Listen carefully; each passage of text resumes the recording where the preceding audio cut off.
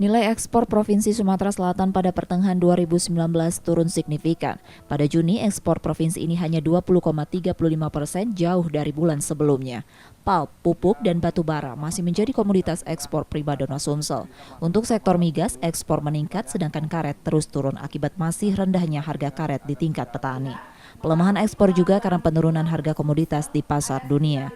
Dari sisi impor, Sumsel naik sebesar 24,91%. Penyumbang impor terbanyak 74% dari kelompok bahan baku penolong dan konsumsi.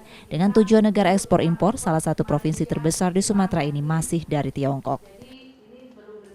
Ya maunya kita sebenarnya kita mencari sumber pertumbuhan yang baru ya sebagai pengganti penurunan sumber daya alam yang semakin tipis kan.